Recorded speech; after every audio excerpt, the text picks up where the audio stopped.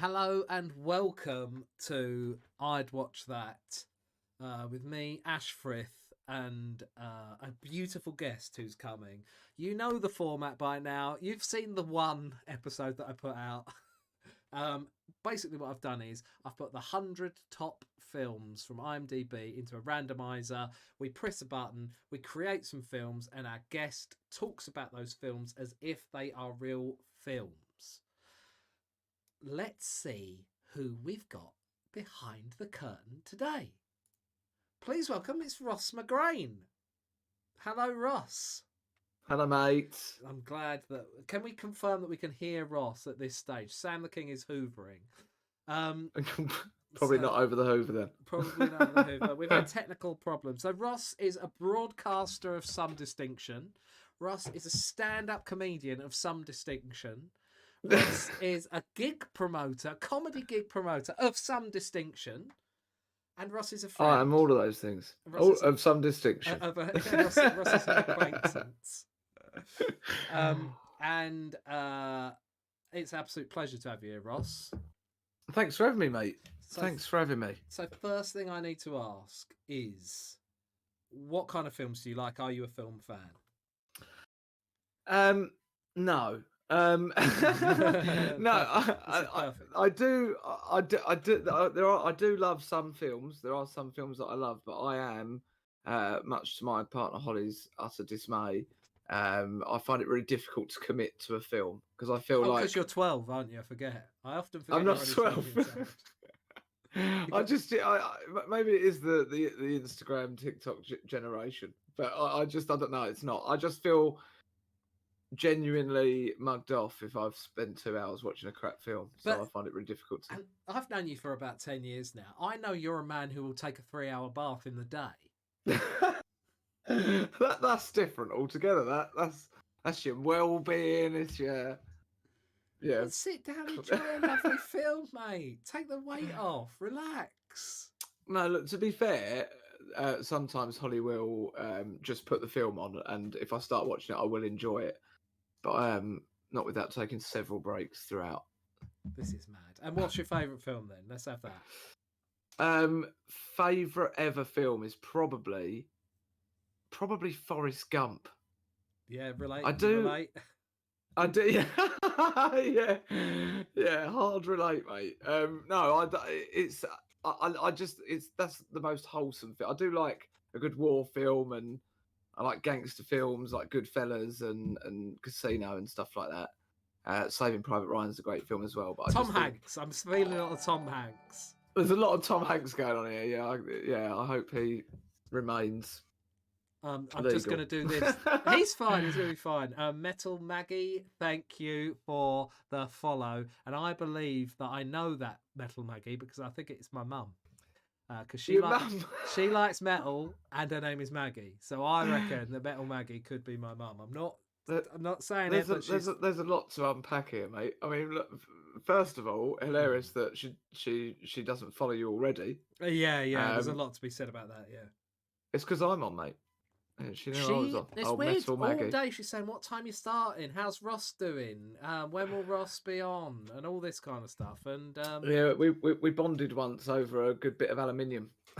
It could be that. Yeah, that's the kind of metal that she likes. She likes heavy metal, Ross. She likes heavy metal music. She really? Yeah, she loves Metallica. Yeah, but let's not make this about her. She's done her follow. I mean, she obviously didn't want someone with Justin Panks. Like literally, Panks. He's going to be heartbroken. He is going to be heartbroken. Basically, Panks gigs with the hope of one day gigging in front of my parents. So the fact they didn't watch it. He's a bit filthy and he's a bit blue, is Panks. He's a little bit blue. He's a little bit blue for the mums. But yeah, so he is. But not my mum. She loves a bit of stand-up. She's coming to see my show in Ipswich. So if you are watching this and you want to see me cringe as I tell rude stories in front of a parent, come to Ipswich. Tickets are on sale. Yeah, I'll tell you what would be even better than that is if your mum is one of the only people there. I would actually like to go and see you do that show with just your mum. I was talking about this the other day. It terrifies me. I'm terrible at promoting myself as a stand-up anyway, but it's like I have this real horrible feeling about going, oh, come and see me in Ipswich. Because then if there's a full room full of people who have come to see me, it's like Edinburgh. I think to myself, what have you all done? Like, why are you all here? But then if there's 3 people, I'm like, there's no point doing this. This is stupid. Do you have that? Do you have that feeling, or do you not? I mean, you put on gigs every night of the week. Yeah, I mean, I haven't done a solo show yet. I'm actually writing a solo show at the moment, and so I might experience that later on. But yeah, I think I do a lot of shows locally, and when I do my first solo show, I'll probably do the first show in Southend because I'm lazy. Well, I'm going to be doing a show in Southend as well. I can't remember the date. That's September the 7th, something. 3rd of September, mate. You're putting it on. You're putting it on. It's a double show, me and Panks. I'm doing. I didn't realise that I was putting it on. I thought this was a mutual thing, and then it's quickly turned out to be something that I am doing. Well, to be fair, if I don't send you some information about it soon, you'll probably write just a big X on a page and stick it up anyway. But that's not the point. That's not why we're here. Ryan Shaw, thank you very much. He says he can't stop by too long, but it's always great to see you streaming, Mr. Frith. Hopefully one day I can catch you in Birmingham for a show. Yes, Ryan. You definitely can. I mean, I was there last month. You could have come. You've wasted your time. Right. Sam says, how tight will security be in Southend? Now, that concerns me as a question. I'm going to be honest. How tight will security be? Yeah. If he's asking that, I do have some concerns. Right, Ross. Here we go, Ross. We go. We're going to look at your first film, your first made-up film. Now, remember, I want you to remember, there are no wrong answers here. You've got plenty of time to redeem yourself if this is a difficult one. I don't know what the words are going to be. You don't know what the words are going to be, but we're about to generate your first I'd watch that movie. Are you ready? Can you see the screen comfortably? I can see the screen comfortably, yes. The screen, the budget on this is outrageous, mate. How have you managed it? Roll, please, ladies and gentlemen. Ryan Shaw. Because you can't afford the actual sound effects. Please make your own drum roll. I might be able to make a sound effect. Let's see if this works. I don't know if they could hear that. I don't know. Could you hear that? I could not hear I don't think you'll be able to hear it, but they might be able to. I've got a heartbeat sound. Hold on. There's a heartbeat. Oh, okay. Shall I react as if I'm hearing it? Yeah, you should, yeah. We heard a bang, says Sam. Right, here we go with the heartbeat. And your first movie is Desperado Top. Desperado Top. It could be anything you want. Just open your mind. What flows in straight away with Desperado Top? I want Desperado will be from the film Desperado, obviously, and Top. That could be the Top from Top Gun. I don't know what other films have got Top in. I don't know. But... yeah, it could be. I think this is more like a Desperado Top. Desperados is the male Hooters, and the Desperado Top is the uniform that everyone wants to get into the male version of Hooters. So is this like a one of those 90s films? Like, it would be Hooters, obviously, in the 90s, where it would be like someone's aspiring to be a Hooters girl, or it would be in the 90s, it would definitely be a bloke aspiring to be a Hooters girl. Definitely. I think it's some sort of cross between Coyote Ugly and Porky's. So all like Magic Mike, is this a guy like he's desperate to be? So tell me about the club then. Tell me about Desperado, the bar. Like, what is it? Well, I feel like it's. Where would it be? It would be somewhere. I think it's. I mean, this is going to be in some sort of parallel universe. I think where. It's a very on trend. The coins flipped. Do you know what I mean? The shoes on the other foot. Yeah. And men are more objectified than women. Yeah. And to make a living, the man has to go and get a job in a place like Hooters. Yeah. Desperados, obviously. Yeah. In order to pay for college tuition. Okay. So are you thinking this is a film that's coming, or is this a 90s film where they're trying to subvert that, or is it a film being made now to retrospectively go to make people? Is this a thinker? No, this is a film now, but it's aimed at I think this is going to be like a 15 or a 12A. Yeah. And it's it's a lesson learning story for people. Do you know what I mean? Yeah. Not to objectify people anymore. And So the Desperado, it's literally he's it's got a trying. message. It's just, but then it the would. male. They'd go, "Oh, it's bloody terrible what they did to that bloke," and then someone would turn around and go, "Well, do you know what they did? Do you know what they did to women at Hooters? Hooters are still going, Ross. It's 2022. It's still That a is thing. outrageous, isn't it? That is mad. I think there's one in Nottingham. Ryan Shaw will be able to I tell us. don't know. He's I've from been on the Midlands. website. I didn't even think people had been. I didn't even think there was one in this country, mate. I think there might be. Ryan will know. He's from the Midlands. I was going to Google it, but I'm not. I'm not going to. You don't want. Don't Google. Like, as a comedian, it's already mad that you. Like, if my search history, I'd have a lot of questions to ask with my search history. You know what I mean? When you think of something you think might be funny, and you go, "I'm just going to Google that." And Well, then, since you're sharing your screen, why don't you show everybody? Why don't we put it on no, now? well, unfortunately, only you can see that part of the screen, mate. That's fine. Oh, what a shame. What's this? James Solomon says they tried their hand at running an airline called Hooters Air. Hooters Air. Oh my god! I bet that was absolutely full to the brim with bell ends. Of course it was. It'd be like any EasyJet flight. Any EasyJet flight onto the continent. Hello, Anatomical Bomb, for going there. So it's a literal top. So are you saying that this is someone trying to win the uniform? Yeah, I feel like maybe like there's some sort of like staff incentive where if they get the It's a staff incentive. like the if they like beat the record the record on the till or whatever, like they take the most money over a period of time. There's a league table, they win the Desperado top, and that comes with like a cash prize of $10,000, and that's how they I don't know, do whatever it is that they want to do afterwards, like pay for. Well, what do they? Is pay for tuition or something? Is it? Well, I don't know about tuition. I don't know, but something. What do they want to do? Because what is the like? Obviously, they're gonna get their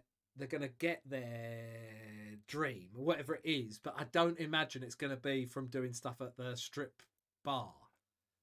You know, in the films, it's never like, oh yeah, you know what she did? She got her boobs out really well. It's never. That's never the film, is it? It will be that they didn't have to do that. It's some of the films. It depends what.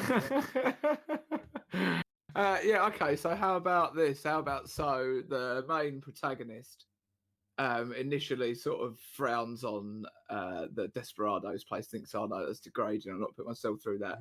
And then it turns out she one of his best friend. So I've already instinctively, the internal misogynist in me is already just describing this person as a woman. It's a male Hooters place, right?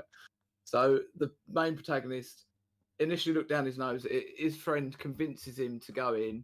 He works there. He hates it, but he's actually quite good at it. Realizes he can win this 10,000 prize, and that will pay for. What will that pay for? I love this. What would that pay for? What does it feel? What does it feel like? Feels like all he really wants to do is travel the world. Ash. Yeah. He wants to travel the world, and that 10 grand will pay for him to do that. Have you got any cast in mind? I'm terrible with actors. I don't know any actors, but can you see an actor? Can you? Oh, I think Paul Rudd plays the main protagonist. I mean, bang on. He must be 45, 50 years old. Yeah, probably, yeah. But I just think still, he just plays that part so well. I can't think of any. And I haven't seen a film in about 20 years, so in my head he's still in his late 20s. Yeah, I'm dreadful with actors and stuff like that, but I think that is, I think that's great. Paul Rudd is great for this. In fact, this is like that. What's the film? What's that guy's name? Jason? Is it Jason Segel? The guy when they're in I Love You Man. They're both in that film. I could see this as a sort of follow on from that. Yeah. I think there's definitely like who's going to be the best friend. That's got to be like a sort of James Franco type character. I'm afraid he's been, I think, cancelled. Hasn't he? Has he been cancelled? I believe. Has he been cancelled? I believe so. Has James Franco been cancelled? Ross is asking the audience. Yeah, I'm not sure James Franco's a great guy. Oh no, Yeah, he ain't done something particularly horrible, has he? yeah. Well, obviously. I Anything. believe so. I believe. All right, well, not James. What about I mean, you Kevin can cast Spacey? him What's if he you- up to? Yeah, I think you're fine with Spacey. Literally, Sam the King come in with maybe Kevin Spacey. Yeah. Who's the best friend going to be then?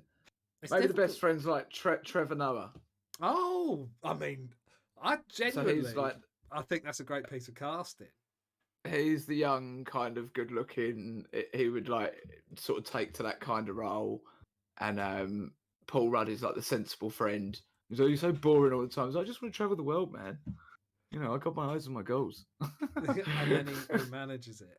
I like it. And then somehow, yeah, he convinces him. Perhaps he comes in to do a shift once or meets him from work. They make him do a shift. He gets like loads of tips, and he's like, "Oh, okay, this could be good." And then there's some big like, it's a nationwide Desperados Competition to win 100 grand, and that's what the Desperado top is, because you're the top of all the Desperados. I mean, look how this developed, Ross. Look how this developed. This is a film, mate. Yeah, I'd watch that film. Well, there you go. This is your first one. I'd watch that. That's lovely. I would definitely not watch that film. No, you wouldn't watch any film. That shit. Right, so I'm going to ask you, what can you think of a tagline for this film? You know, like it doesn't have to be who are you going to call these Ghostbusters. Can you give me a tagline for this movie? It's a difficult. I know I'm putting you on the spot here, Ross. You don't need your bottoms to reach the Desperado top. I'm writing that down. You don't need your bottoms. They're all Winnie the Pooh in it, are they? I think the male Hooters, they wear G-strings pouches. How are we getting Paul Rudd to do this? Like, he's one of the biggest actors at the moment. Sam the King suggests bottoms up, equally good. Yeah, bottoms up, that works. James Solomon says, what rating would this film say? You said it was a 12 to 15, didn't you? 12A to 15. Well, yeah, I think it can't be a 12A if they're wearing G-strings. I think it's going to have to be a 15, isn't it? So Ryan Jaw says, how about Sir David Jason as the owner of the establishment? Sir David Jason. Lovely, jubbly. That's hilarious. That is funny. I think someone like Bill Nighy or... I mean, tell you what your talent is, Ross. Casting. Absolutely. Or, I'll tell you who would be good. Oh, who would even get... Yeah. You know, Dennis Pennis. What's his name? Oh, Paul K. Is it? Yeah. He's got to be in that film somewhere. He's getting another crack at Hollywood. Is he? Oh, no, you've just given it to him, mate. Oh, I've just given it to him. I'm sorry. I just found out James Franco was cancelled. I thought I was learning more showbiz news. Sam the King suggests that he can open a bottle with his bumhole. Who can? Paul K? No, in the show, the guy. Oh, in the show.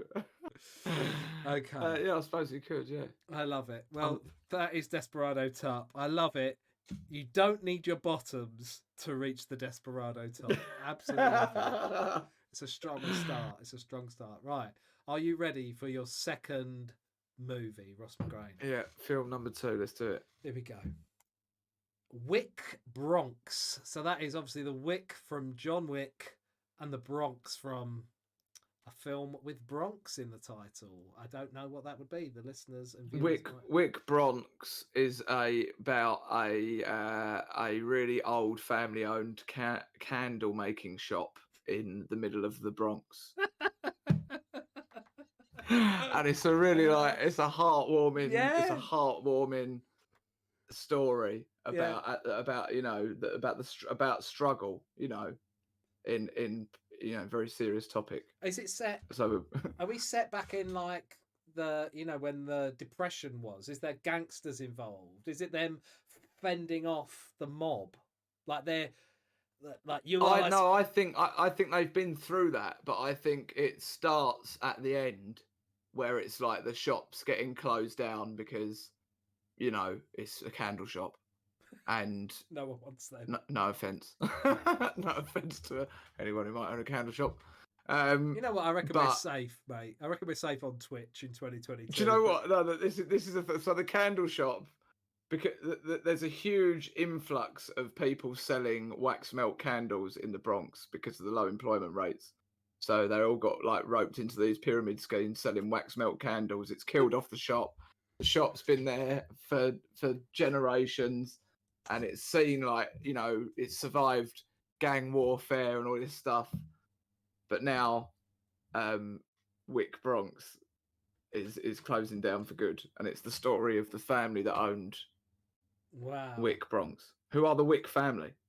Wow. What else are they going to do? Nominative determinism. They couldn't do anything else other than run a candle shop. Yeah. So okay, so they're gradually being closed down because of a pyramid scheme, I think you said. Yeah. And I wax guess melt candles. And you know what all the popular girls that went to your school are now selling. Yeah, that's right. And some sort of online store.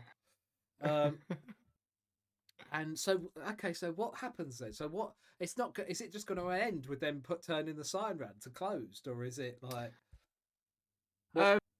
What's the? Is it? Yeah, like them stories that are like, they're more about the story than the happy ending. You know, like them films where you're expecting a happy ending, but it's like what happens. I think you can tell. Like, I don't know who's going to see those films. Like, I remember being in the cinema and then doing like adverts of Hotel Chocolat and Hope Floats, and I was thinking, who's sitting watching that shit? Where's the explosions? Where's the aliens? Where's the gangsters? What? Yeah. So this... mind you, I watched like. Oh, sorry, go on. No. You go on. I was going to say I'd watched. No Time to Die. It's the first like James Bond film I've seen since like Pierce Brosnan, and I just don't know. Like, I can't sit there and enjoy it for what it is. Like all these big explosions and that. I sit there and watch it, and like he'll be screaming round a corner, and then like a load of tanks are coming towards him, and he just drives up a fucking wall, and I'm just like, nah. So I'll tell you what, don't watch Jurassic Park, mate. It'll blow your mind. No, again, I loved that as a kid. Like back in the day, like Jaws and Jurassic Park, I could watch that and enjoy it with that childlike wonder. Do you know what I mean? But I need whatever's happening in that film needs to actually be able to happen. Otherwise, I can't enjoy it. Wow. So you're going to be all over Wick Bronx.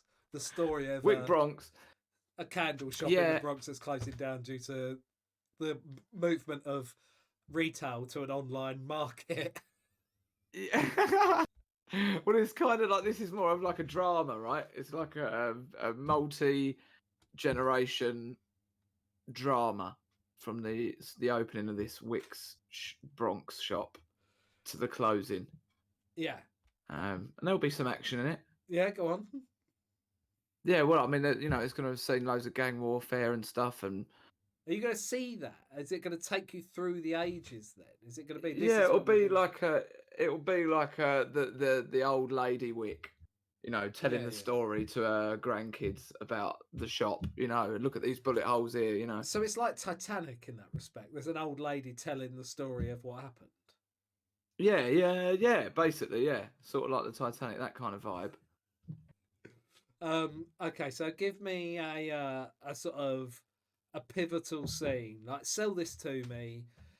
You know, you think about the big movies, you think about that moment where you first see the shark in Jaws is the best example I can ever give. Like, you know, that moment where it's just like, this is the moment. You're putting this in the trailer. This is the thing you're showing people. What are you showing when you're... Well, there's going to be a scene where, like, at one point through the history, that candle shop burnt down due to someone's negligence or whatever, leaving something on. Candle burning.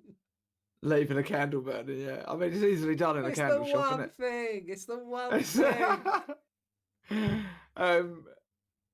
So that happens one day. That happens, and like that'll be in the trailer, like someone being trapped in the house. Wow. And in the film, you find out that actually that person died in the house, in the shop as well. You know, so there's that kind of thing attached to it. Yeah, it's gonna be a dark film, mate. It's gonna be a roller coaster. It's the Bronx. It's the candle shop in the Bronx. Or walking into the sunset, mate. Is it?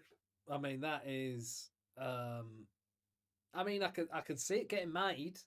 It's the kind of thing that you've seen, isn't it? It's not like beyond a doubt.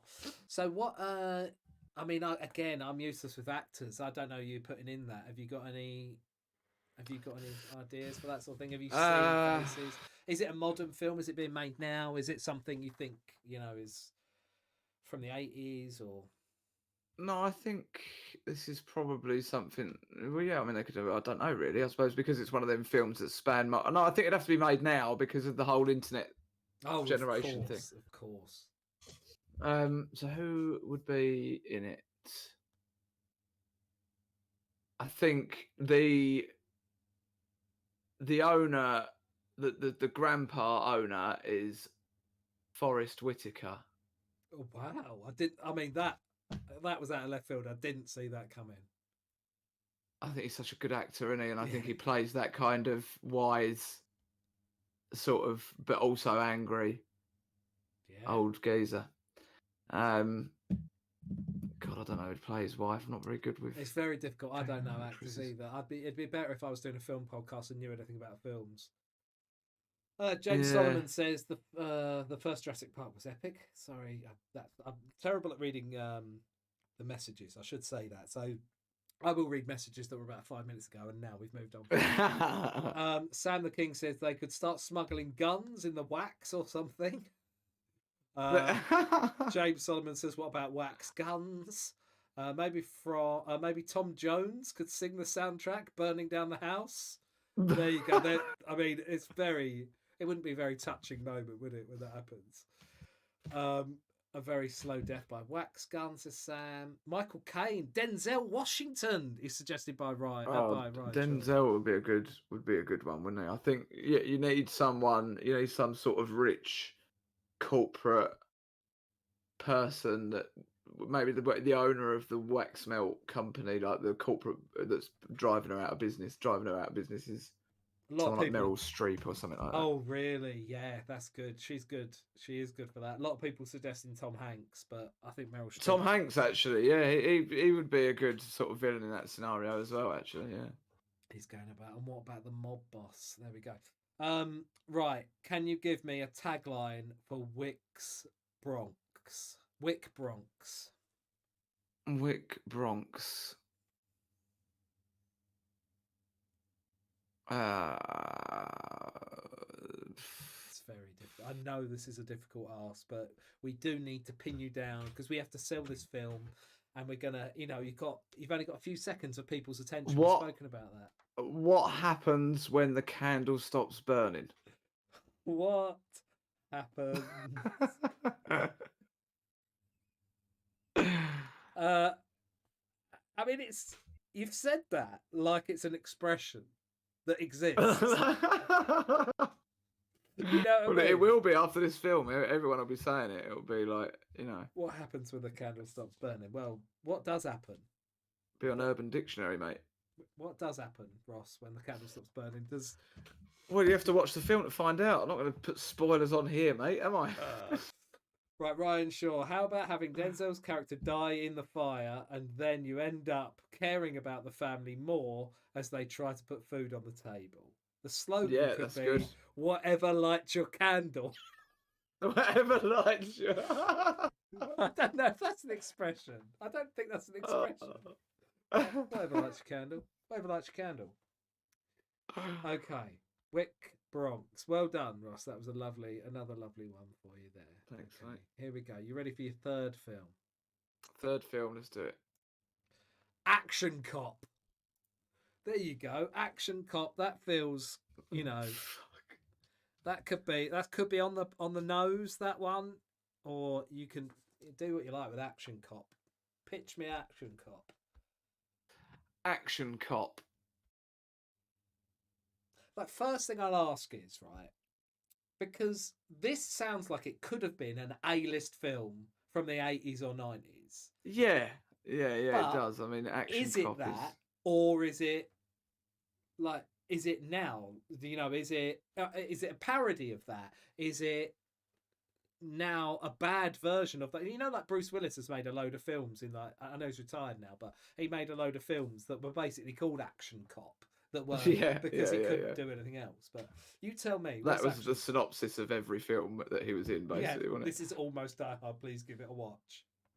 I think Action Cop is a film about a sort of Paul Bart Mall Cop type film. Oh yeah, so it is a So parody of the. so he's not a cop, but he always wished he could have been a cop, and he's like a sort of McLovin kind of character. This is another like B movie, American Pie, super Yeah, bad kind of scenario. So but in fact, I think this is probably directed by Seth Rogen. This film, and nice. Okay, I see. I can see it. it's got Michael Cera playing the action cop guy. Yeah, Oh, maybe not Michael Cera. Actually, he's a bit of a wet let, isn't he? but isn't that going to be the point of it? Or is this guy? Does he get so? Is it going to be he gets his? This guy gets his day. Like he always wanted to be a cop, couldn't get in because he was a wet lettuce, and then Yeah, I think it's like one of them scenarios where he like inadvertently busts something bigger than what he thinks he's trying to bust. yeah, Like yeah, he yeah, thinks he's caught a burglar, but he's actually caught one of the city's most prolific gangsters, yeah, yeah, yeah. and becomes a hero and stuff and gets the girl. Nice. I like that. Yeah, I think that's what Action Cop is. Ryan Shaw says a kid who wants to be a police officer and loves action figures and then ends up solving a bunch of crimes and stops an arms deal. That's kind of what you were saying. That kind of Yeah, thing. pretty similar ballpark, but that's also a very good idea. Do we need Iranian terrorists in a VW like Back to the Future? Says James Solomon. And everyone's saying yes, we need them in Hummers because that makes it more action packed. Okay, so I could see that. So okay, give me pitch me a scene. Tell me like what's the big pivotal scene in this one? The big pivotal scene. Okay, Like the big you're hanging on the trailer. So we've got all the little jokes and it's like from Seth Rogen, from the mind of Seth Rogen, and then I want to see this thing. I want to see this scene. So we're doing it. Is this a scene or is it the trailer? Well, either. You know, just it's that one thing that I'm sitting there and I turn to the person next to me in the cinema and I go, I'd watch that. You know what I mean? That moment. Yeah. Name of the show. Okay. I'd watch that. There you go. Well, I think. I mean, obviously, there's going to be loads of silly knob gags that you'd expect from a Seth Rogen thing riddled through the trailer. Everyone's but I think smoking weed. Yeah, of course, yeah. And I think maybe that's the pivotal scene then has got to be him accidentally busting this gangster somehow in the mall that he's working in. Perhaps someone's been stealing stuff from one of the shops. He thinks the guy's nicked a suitcase for the stuff. He runs around to catch the guy, bumps into a different guy, accidentally knocks him out. Suitcase opens, it's full of cash. I see or this. I weed. love this. This is what I love, Ross.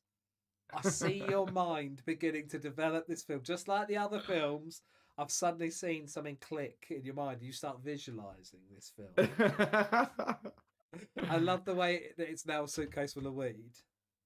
Yeah, a suitcase full of weed. Yeah. Have you seen Tropic? No, not Tropic Thunder. What's the Pineapple Express? I have seen Pineapple Express a couple of times. Yeah, it's great. Yeah, exactly. Yeah. Yeah. So there's obviously the massive sort of drugs dealer in that as well. Yeah. Okay. Yeah, I mean, all of those films are about weed and are better viewed while smoking weed. There you go. In some people's opinions. Your opinion. And some of the viewers, I dare say, I don't.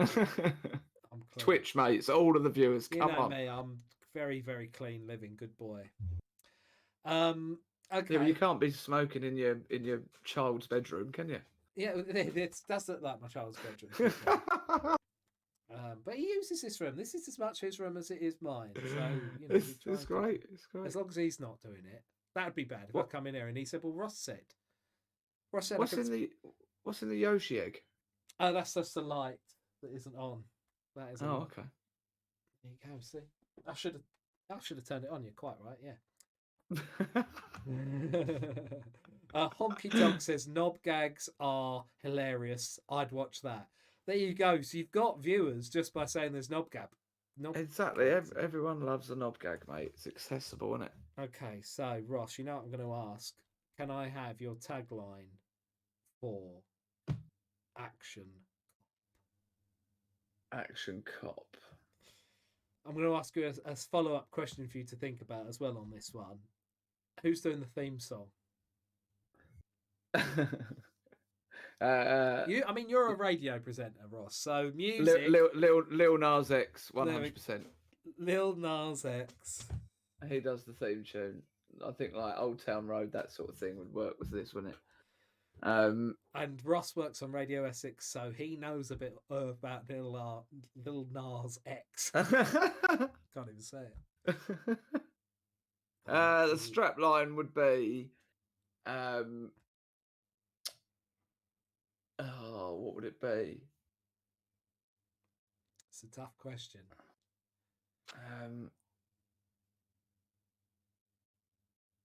Oh no, I'm blanking on that. The Real Kingdom. This is Ross Mcgrane. He says hello, and he says sorry, I turned up late. Hello, everyone else. So hello, mate. This is Ross. I should have a little thing that says Ross Mcgrane underneath you. I've learnt a lesson. There's something else I'll add for the next one. I mean, it is a difficult thing to come up with. I'm fully aware the tagline is a difficulty, Ross. I do. Yeah. It's tough for this one, but I don't know what would it be. The listeners got any? Like... The viewer, sorry, the viewer and listener, have they got anything for Action Cop? A little tagline. This is the thing, you have to wait now for people to come in, and most of them will be from Sam the King, and it'll be something that I'm not going to read out. Because it'll be something about anal sex. He can't help himself, Ross. He's a new stand-up, is Sam the King. Oh, no, to be fair, he said bad cop, good job. Bad cop, good job, that works. Sam, to be fair, Sam, I withdraw it. I think that's quite a good one. Ross is still going. Ross hasn't given up yet. Oh, God, it's doing my head in. I love that you're thinking like you're trying to remember something. I just really want to think of one, but I keep like thinking. You know when you think of that, you get on a loop and you think of the same thing over and over again, and it's like that still doesn't work. Yeah, that's my life with stand-up comedy, mate. Yeah. So like to protect and to swerve. To twerve. Swerve. Oh, I thought you said to twerve. I was like, you've made up a word. To deflect and to swerve. To deflect and to swerve, almost. Yeah, no, it's crap, isn't it? I think the strap line will just be Seth Rogen. Yeah, we're just going to put Seth Rogen because we want to sell this film. Yeah, just it will be Seth Rogen presents Action Cop. Seth Rogen. I mean, he's got to be in it as well, isn't he? Yeah, he'll have like a cameo in it though, I think, because it's going to be the first film that he's written and directed. Yeah. Maybe. I don't know if that's true, but I think he probably already has done that, hasn't he? Maybe. But yeah, I think he'll play some sort of cameo in it. I think it'll be the usual kind of people you'd expect from one of his films. Jonah Hill, maybe. Yeah. So Sam the King, going back to true to form, says the new boy in blue likes it where he poos. So there you go. It was an anal sex joke he went for. He couldn't resist it. Action Cop, now without Eddie Murphy. There you go. That's not bad. Okay, Ross, are you ready for your fourth film, I believe? Is that right? Yeah, my fourth film. Let's do this. Here we go. Fallout Escape. Fallout Escape. So I don't know what that is from. Fallout. Is that a... I don't know what that film is. I don't know what these are. I should know more about films. Is it about the computer game Fallout? That's a very popular game. I think this one is about this is a horror. Oh, lovely. Oh, yeah, great.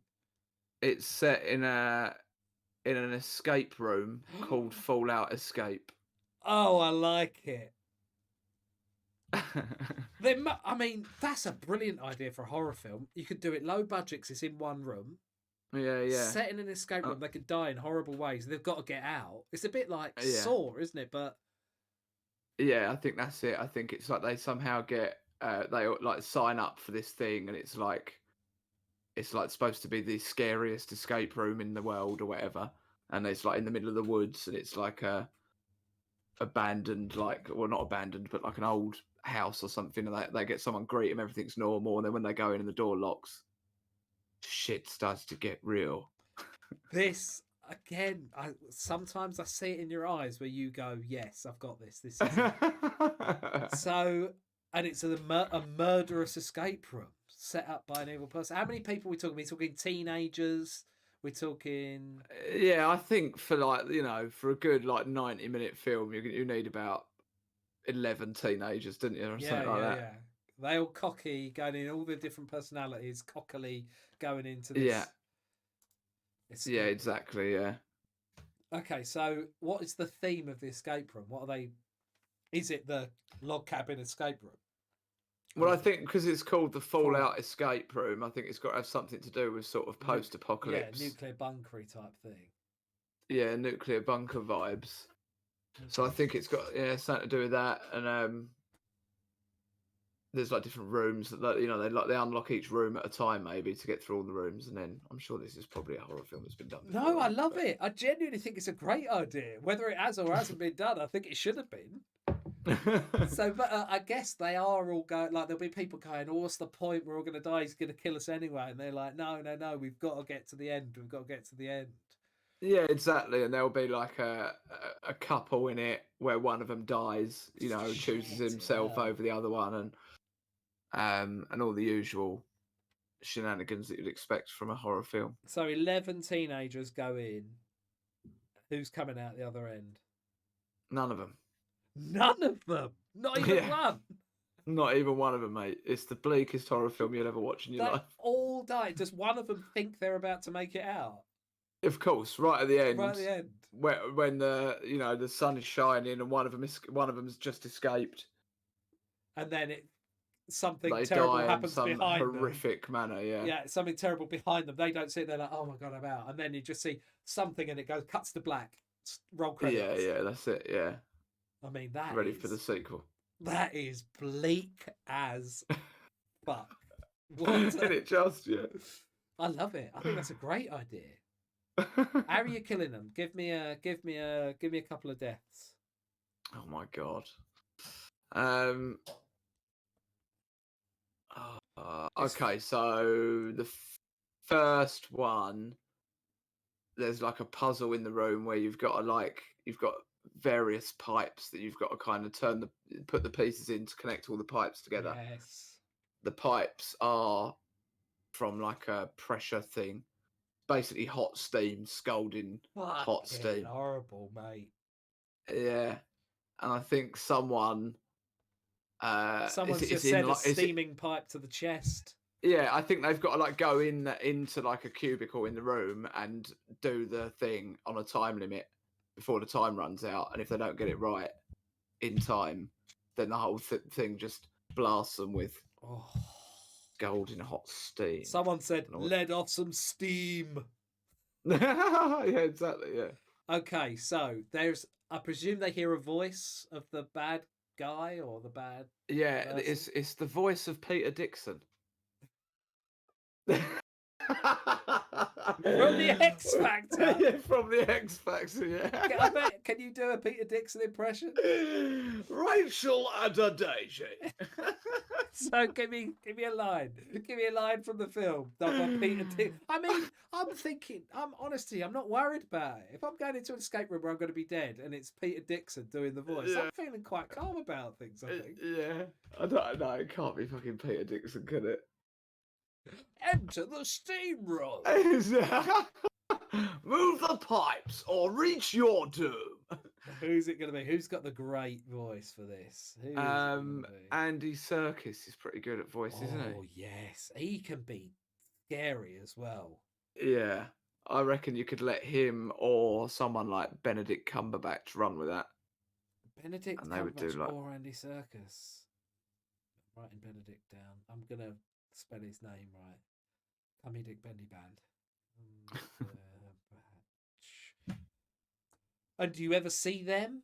Are they watching on a screen? Do you see them from behind? Is it like, are they dishevelled in any way? What, or do you never see them? Is it like Saw, where you never really see the guy person? I mean, I've never. No, seen I think it's got to leave it open for sequels, isn't it? You know, I think like these horror films love a trilogy and all that, don't they? Oh, So yeah. I think like, yeah. But I think, so I think I don't think you ever see the person who's doing it. No. But I think maybe there's some sort of element of like one of them, the one who organised the trip, is like in on it. Oh, really? And it was like that, but they didn't think it was going to be bad. They thought it was going to be some kind of like, I don't know, weird fucking sex thing. And then but does that get found out like halfway through or at the beginning? They're like, I didn't know it was going to be like this kind of thing. Yeah, I think one of the games, the game that the person who's done the betraying, the one that she has to do, that when they lose that game, the punishment for losing that game is it tells everybody else in the room that she was the betrayer, and then they kill her. I tell you what, horror is your genre. That was lovely. That's great. Do you know what the funny thing is? I hate horror films. Yeah, I never watch them. That was good. That's because you're too easily scared. That was great. I'm gonna give myself nightmares. Yeah. Okay, so let's see what people are saying. James Solomon, a man from the future has to escape his past while trying to escape an escape room in a creepy mansion stalked by an evil killer. He must confront his past to save the future. That's brilliant.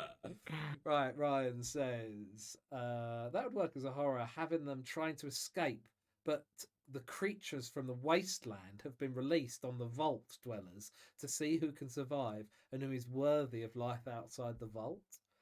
So you've lost me now, because now we're getting into stuff that just would never happen. No, I can't. As soon as you go to things that never happen, Ross doesn't believe. I'm just like, no. I do believe in creatures, but I don't know. I don't know. Yeah, I think anything like that. But go on. I'm not sure what Honky Tonk is referring to here, but it says most low stakes horror movie to date. We might as well just murder each other. Yeah, I don't know who they're speaking to there, but it's not your one. I think that's probably the point of that game where everyone murders that woman, maybe. But oh yeah, okay. But yeah, I mean, that's what all these horror films are, aren't they? Everyone's going to die one by one. Yeah, we know how it is. It's like Casualty, isn't it? You know what? You know. Yeah, well, the guy was going up a ladder with an electric drill, yeah. holding a machete between his lips and a load of aspirin in a funnel above his head. Yeah, talking to his wife on hands free, saying happy anniversary. Yeah, I'll be home for dinner. It's our golden wedding anniversary. See you. Holding a baby.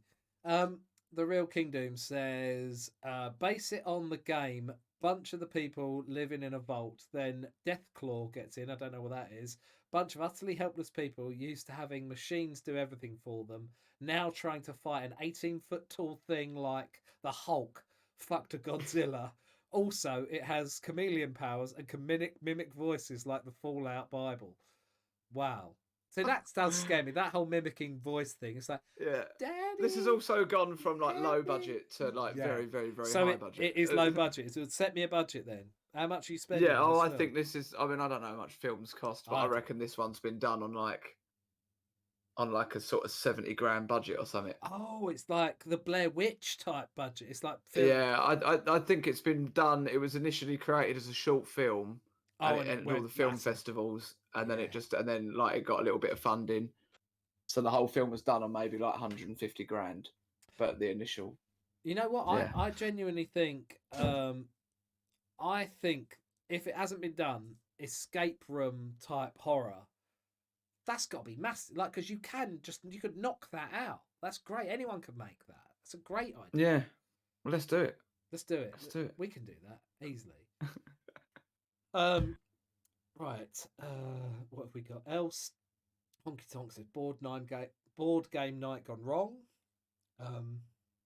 got to leave the bad guy a mystery till like the third movie where the script writer fucks it up and makes it someone insultingly bad. That does. Yeah, Tend to happen, doesn't they? that's Saw, I think, isn't it? That's what they do. I think like I can't remember that. I just remember they all just get stupid, didn't they? All of these things just go Yeah. on for too long. On the It's seventh like you, movie. if you just leave it, it's like Rocky, mate. I mean, when is it going to end? I don't want. What are you doing, bringing out a sixth Rocky film I and think they another might Rambo? be. You know, they might be on 7 Rocky films. Now, if you include Creed, which are Rocky films, really. Oh, just like Oh no, because there's Rocky 5, Rocky Balboa, Creed, and Creed 2. There's 8 Rocky films in total. that's unbelievable, mate. Yeah, it's unbelievable. You're quite right. You're quite right. Okay, well, you know what I'm going to ask, Ross. I need your tagline.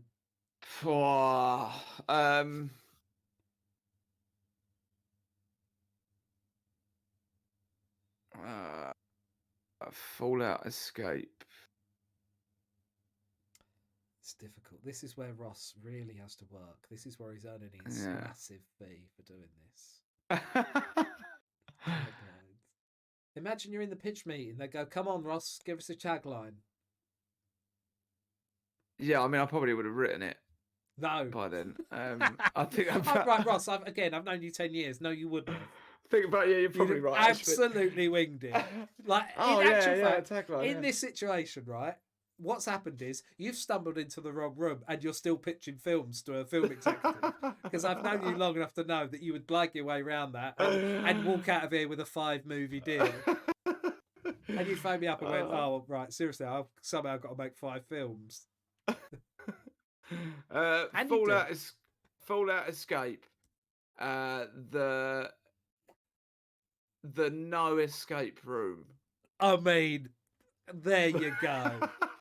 The no escape room. Excellent. Nailed it. Ryan says, "Escape your mind to escape the game."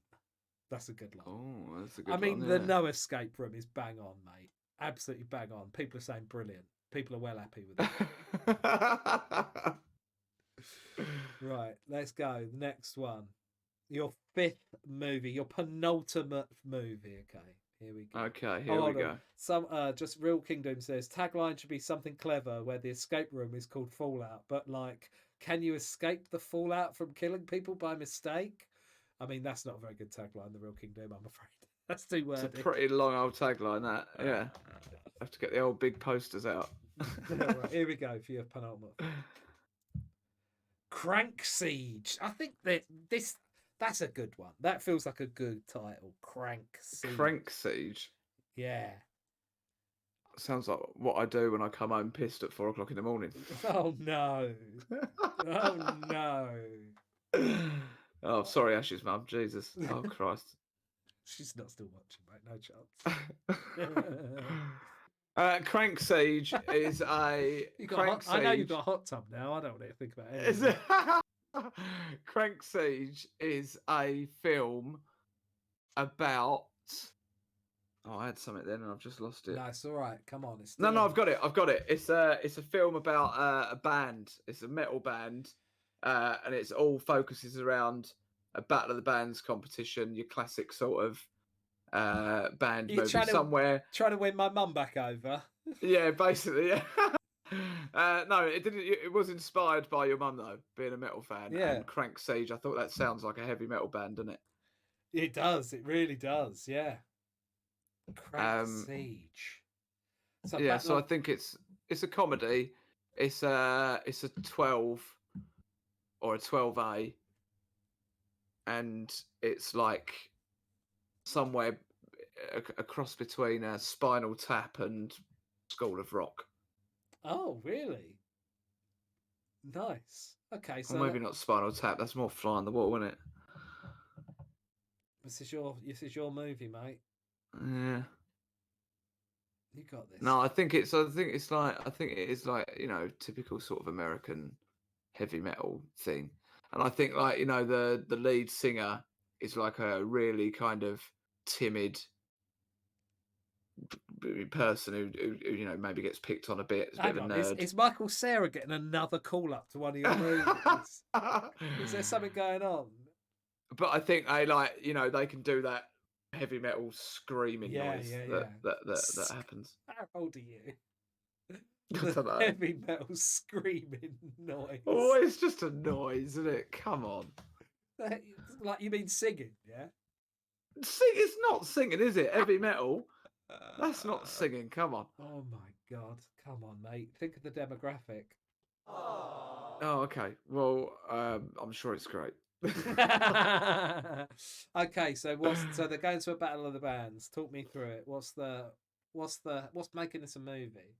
So yeah, I think like it starts where they're like, you know, the posters are going up for the Battle of the Bands, and Crank Siege is like the big school band that everyone loves, and then something happens with the lead singer. The lead singer's like a rich boy, and his mum wants him to go off to boarding school or something because he's not behaving himself, or he's Because he's in the bloody band, mate. He's in because he's in the band. Yeah, he's he's not in allowed Crank to be. Siege. She thinks he's going off to some sort of piano recital or something. Yeah, exactly. Yeah, they didn't spend thousands of pounds for him to do cello lessons with, you know, old Van Gorskin, the great Van Gorskin the Great. Let me from write Norway.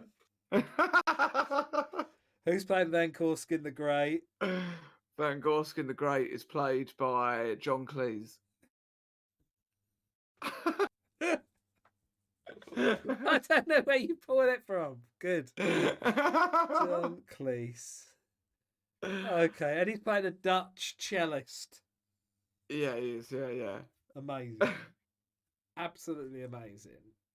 And so what they try? Do they catch him out? Is it going to be like one of those films where it's like that they find out that he's doing the secret battle of the bands? They turn up and they go, actually, this is mad. And when he looks round, the stuck-up parents are wearing ripped denim jackets and they're doing the devil sign.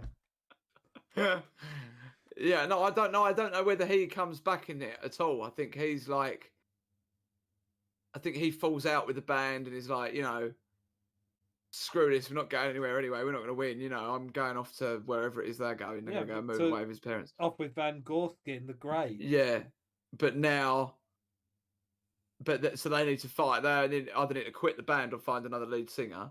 Right. And that's when they, like, one of them's like, oh, we should do auditions, blah, blah, blah. They need to, they need to find, they wouldn't do auditions for a heavy metal band. Wouldn't they? But I think, no, I think it's too edgy, isn't it? I think they need to somehow, I think maybe like the school nerd who was picked on by that lead singer. Nice. Is like walking down the park one day and one of them overhears him doing the...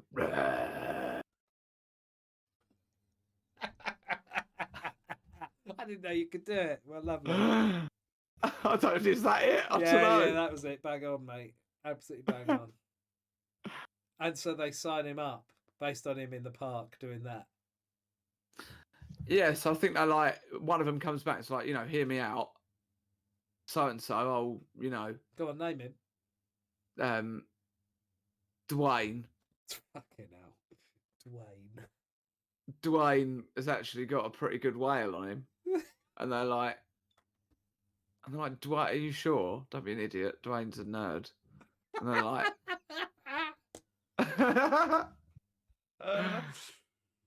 oh, but he is. I don't know. They do the Battle of the Bands.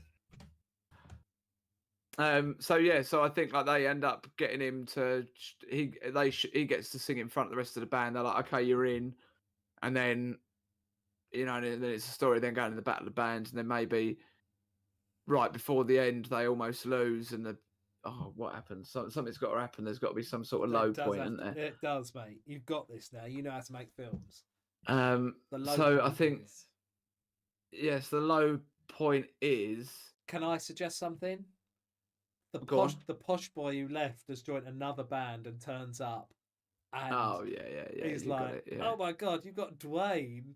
And everyone loses confidence. But it's like, you left. You said you were going to the great Van Gorskin. And he's like, fuck you, motherfuckers. I'm in. What's their name? Their band. Like, Death Cox. Death Cox.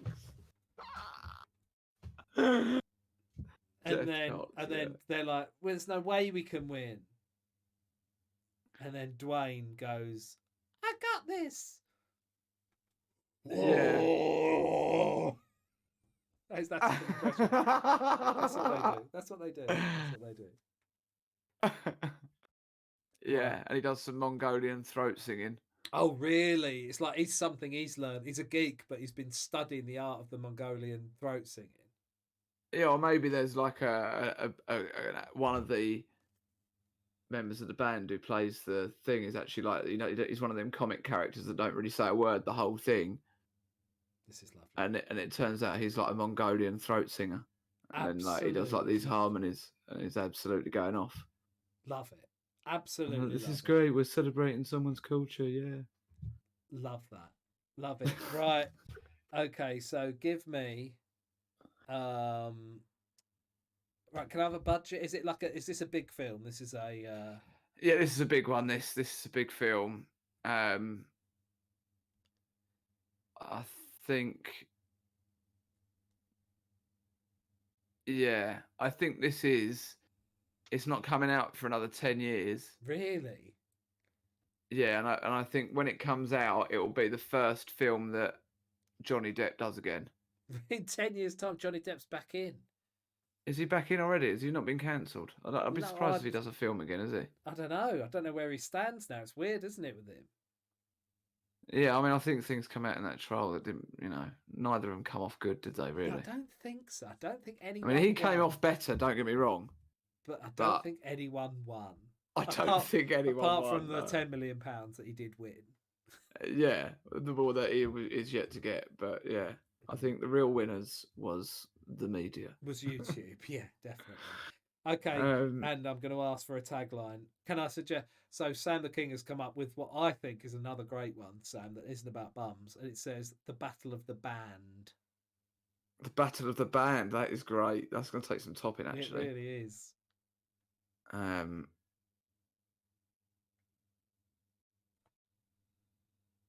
For the podcast listener, Ross is thinking and looking directly into the sky as he thinks. Ross is thinking. Your thinking zone is just straight up. Crank Siege.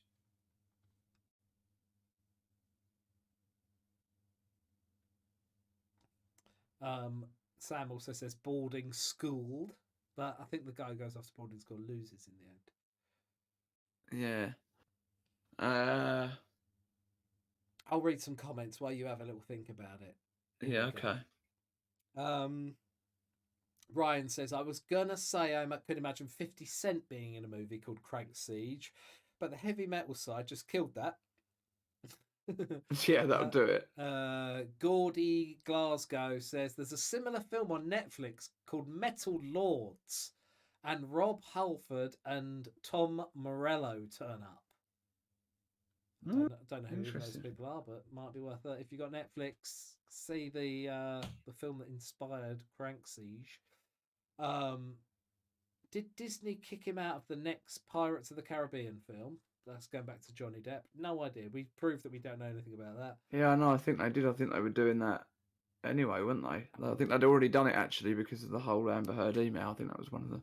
Oh right, okay. What Crank Siege? Crank Siege.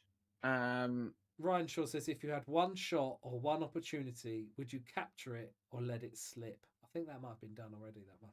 I feel like that might be an Eminem lyric.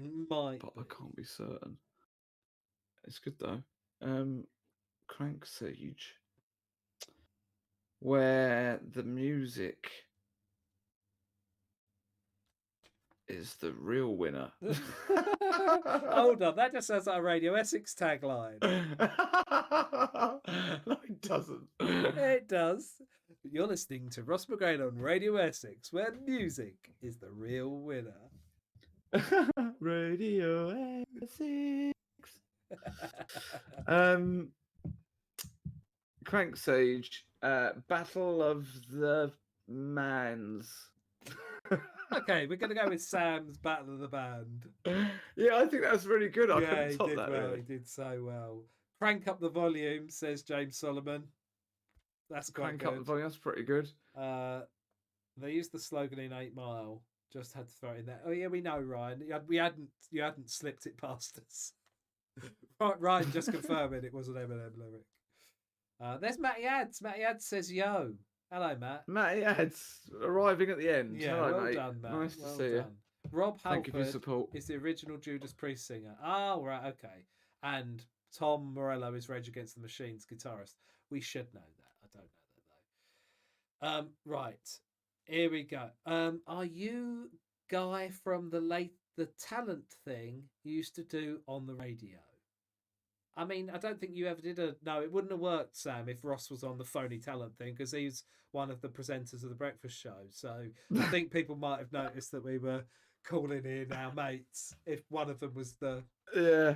I'm going to say I was main far presenter. too busy anyway doing a show that people were listening to. Oh, so I didn't have mate, time for... you can't say that now. We're not doing. If we were doing it, you could do it. Don't say it after we cancelled the show. Oh, now you're giving up, mate. I can rib you for it. That's the rules. Outrageous. We got a text once. Right, Ross Mcgrane. Are you ready for your final film of the Yes, let's have it. Here we go. I'm going to press this drum roll, this heartbeat thing again. You can't hear it, Ross, but it's happening, believe me. I imagine it sounds very dramatic. Here we go. Hidden Force. Hidden Force. I think you've had some good titles at the very least. Hidden Force. I feel like that's a great one. I really do. Hidden Force has got a lot about it. Someone had said already a Steven Seagal film. It feels like it's that type of film. Yeah, it could be. But it's yours. I think it's like an SAS film. It's an SAS film. Okay, yes. Yeah, because that's very good because they are hidden, aren't they? Yeah, a bit like do you remember Ultimate Force with Ross Kemp? The movie of Ultimate Force. A movie of Ultimate Force. Yeah, that would be good, wouldn't it? I'd watch that. That was bloody good. Ross That Kemp's program. probably pushing 60 now, though, mate. Yeah, well, he'd be like the M character. Do you know what I mean? Yeah, okay. The senior bod. He'd be the commanding officer that's like giving the briefings for the missions. Danny dies in it. He dies early. Danny Dyer dies early. So this is a real British, like, hard not gangster, but it's going to be Danny Dyer. But that ilk. It's definitely directed by Guy Ritchie. It's a Guy Ritchie film all day long. All day long. Has it got Statham in it? Has it got Statham in it? I don't know. I got off Statham a bit. He's gone a little bit too he's about like 60. wanky, isn't he? I don't know. I've not watched him in anything. It's all well. I don't. Once he started doing, I only really liked him in Snatch and Lock, Stock, and then after that, not interested. Okay. But I tell you who is in it. Stephen Graham is in it. Oh yeah, very good. Stephen Graham. I mean, he'd be in it. He's got to be mates with Guy Ritchie, isn't he? Yeah, he was in Snatch, wasn't he? He was in Snatch. He's been in a few. That's a great show. But who is he? I can't imagine him being an SAS man. No, he's one of the. He's. I think he's the bad guy. I think he. Yes. He's like the guy that they're after. They're like the top bod in like a hostage situation, maybe. Yeah. Yes. God, no, this is a film I'd watch. I'm glad this is the last one because out of all the films, this is the film that I would actually watch. So you got Danny Dyer dies early. You've got directed by Guy Ritchie. You've got Ross Kemp. Ross Kemp is in it, mate. He's in it. He's at the top. He's the top boy. And so, what's the plot then? Go on then, tell me about it. What are they? Who's captured? What's Stephen Graham? What's Stephen Graham been doing? I think Stephen Graham is he was like really high up in the military and had like never been at it twice tried to get into the SAS but had failed the training system, right? Yeah. And he's like been to war loads of times and he's seen loads of things and he's got PTSD and he's a nutcase and he's got a vendetta against Ross Kemp because Ross Kemp wouldn't let him in the SAS. So now he's created a situation. Yeah. That he know a hostage situation, bombs and all that, where he knows the SAS would come out to try and solve it. Wow. And that the film is him trying to get to Ross Kemp, basically. He'll only negotiate with Ross Kemp. And Ross Kemp is actually a retired SAS guy, military general, doesn't do it anymore. He's out. He's not about that life. Pulled back in. But he's been pulled back in. They'll only speak to you. They'll only speak to you, Ross Kemp's character. Yeah, exactly, yeah. Wow. But Ross Kemp is obviously like some sort of, expert because he's been around for a long time. Yeah, I think that's good. And then you meet all the team and you got all the different characters and stuff like that. Danny Dyer's like the cheeky, chappy, jokey one. Dead one. Who doesn't take things seriously. Oh, I don't need a helmet. What are you talking about, geese? And then bang. Danny Dyer needed a helmet. I don't know who the young up and coming like gangstery Danny Dyers are in the acting world. I imagine a lot of them are in EastEnders, but I don't know any of them now. No, I don't know any Imagine... sort of There was a guy that was in Baby Driver, wasn't there? He was pretty. I think that was American, wasn't it? I don't know. Well, I'll tell you what. I think Colin Farrell will be good in this, wouldn't he? But can you see the 55-year-old Colin Farrell being an SAS soldier? Oh, not a 55, maybe. Well, you know what I'm saying. Like, it's difficult because I see all these action people, but they're all. I can't imagine. I think they'd all have retired. I don't know any young bucks. Someone says Ross Kemp's character is ex-SAS and runs the pub next to the barracks. Oh, people are saying Chris Pine, Zachary Quinto. I know Chris Pine is. People asking whether Vinnie Jones is going to be in it. Oh, he's got to make an appearance, hasn't he? Yeah, he has. No, I think Vinnie Jones runs the pub they all drink in. Of course he does. Lovely bit of casting, that. Yeah. Yeah, I think he runs the pub next door and he's sort of like, he knows all the boys and all that, but he don't take none of their shit. I think that's great. I think that's really great. Okay. That's lovely. I think that's a great one. Give me a tagline, Ross.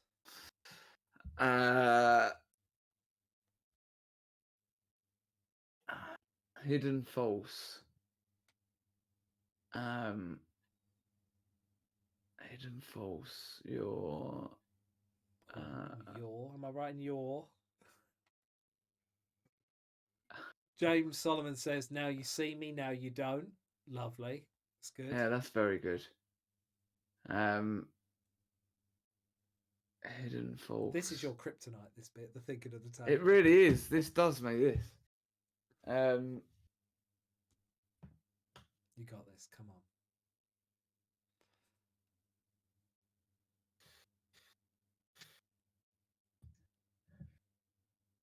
Oh.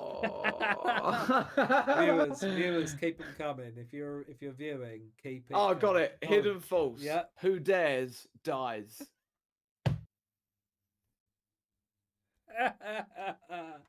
Come on. What a beautiful way to end it, Ross Mcgrane. Someone says this is a good one as well. It's Gordy Glasgow. If you see them, you're already dead. Oh, yes. I like that. Who dares dies. That's lovely, Ross Mcgrane. Well, that's it. That is it. That is your. Let's have a little recap over your films. I don't know if I saved that last one actually. Now we think about it, I've deleted it. Right. So you had, to start off with, you had Desperado Top, the story about a man who gets basically hooked into becoming a dancer at a Hooters for men because he wants to win money to travel the world. He ends up going to the Desperado Cup, where he wins £100,000. $100,000. The tagline is, "You don't need your bottoms to reach the Desperado top." I'm happy with that, mate. That's good. Send it off to Netflix. Your second movie, Wick Bronx, the story of a candle shop which is closing down due to pyramid selling schemes and online candle shops and wax burners. We learned so much about the candle making industry. Denzel dies in a fire. That was sad, wasn't it?